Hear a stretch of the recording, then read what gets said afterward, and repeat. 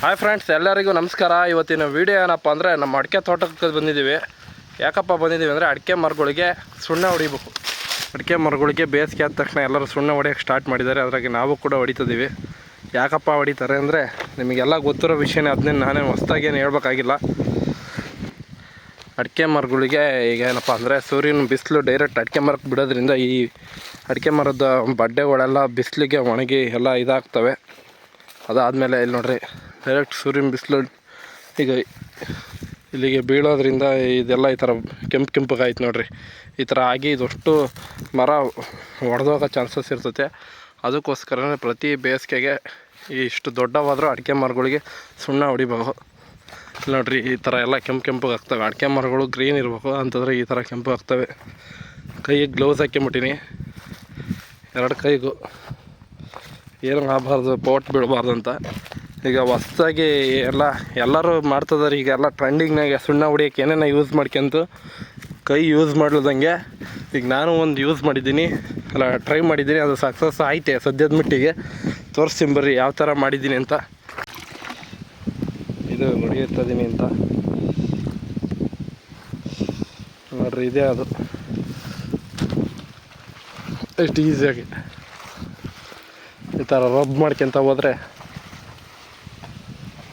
Full ಎಲ್ಲ ಕೈಗೂ ಏನು ಪ್ರಾಬ್ಲಮ್ ಆಗೋಲ್ಲ.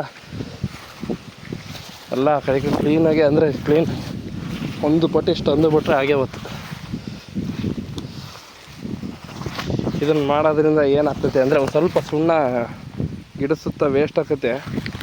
ಅದು ಬಿಟ್ಟರೆ ಇನ್ನೇನು ಪ್ರಾಬ್ಲಮ್ ಇಲ್ಲ. ಎಲ್ಲ ಕ್ಲೀನಾಗಿ ಆಮೇಲೆ ಎಷ್ಟು ಎತ್ತರಕ್ಕೆ ಬೇಕೋ ಅಷ್ಟು ಎತ್ತರಕ್ಕೆ ಅನ್ಕೊಬೋದು. ಫುಲ್ ಮೇಕು ನೋಡ್ರಿ, ನಮ್ಮ ಕೈ ಎತ್ತಿರ ಸಿಗಲ್ಲ, ಅಷ್ಟು ಎತ್ತರಕ್ಕೆ ಹೋಗೈತಿ.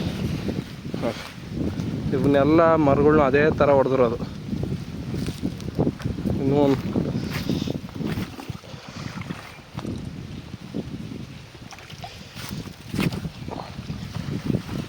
ನೋಡ್ರಿ ಎಷ್ಟು ಕ್ಲೀನಾಗಿ ಅಂದರೆ ಫುಲ್ಲು ಸುತ್ತ ಈ ಥರ ಮಾಡ್ಕೊಂಡು ಹೊಡೆದು ಬಿಟ್ರಿ. ಬಡ್ಡೆ ಸಮೇತ ಕ್ಲೀನಾಗಿ ಹೊಡಿಬೋದು. ಬಡ್ಡೆಗೆ ಒಂದು 2 ಸರಿ ಜಾಸ್ತಿ ಅಂದುಬಿಟ್ರೆ ಫುಲ್ಲು ಈ ಕೈಯೆಲ್ಲ ಪೋಟ್ ಬಿದ್ದು ಈ ಥರ ಆಗೋದಕ್ಕಿಂತ ಇದು ಒಂಥರ ಬೆಸ್ಟ್ ನೋಡ್ರಿ. ಇದನ್ನ ಯಾವ ರೀತಿ ಮಾಡ್ಕೊಂಡಿದ್ದೀನಿ ಅಂದರೆ, ಇಲ್ಲೇ ಒಂದು ಸುಬ್ಬೊಬ್ಬರಿಂದ ಕಟ್ಟಿಗೆ ತಗೊಂಡಿದ್ದೀನಿ, ಸರಿ ಕ್ಲೀನಾಗಿ ತೋರಿಸ್ತೀನಿ. ಇದನ್ನು ಯಾವ ರೀತಿ ಮಾಡ್ಕೊಂಡಿದ್ದೀನಿ ಅಂದರೆ,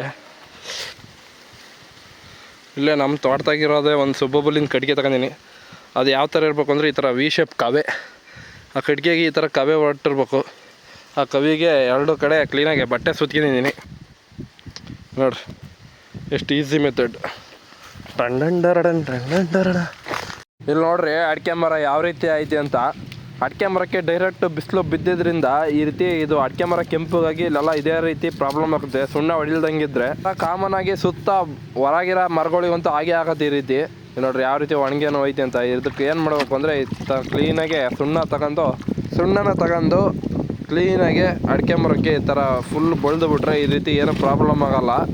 ಒಂದೊಂದು ಹಾಗೆ ಆಗ್ತವೆ. ಏನೇ ಅಂದರೂ ಫುಲ್ ಹೊರಗಿನ ಅರ್ಗಿಂಗಿರೋ ಮರಗಳು. ಸುಣ್ಣ ಕ್ಯಾಲ್ಶಿಯಂ ಇರೋದ್ರಿಂದ ಇದಕ್ಕೆ ಕ್ಯಾಲ್ಶಿಯಂ ಅಂಶನೂ ಸಿಗುತ್ತೆ.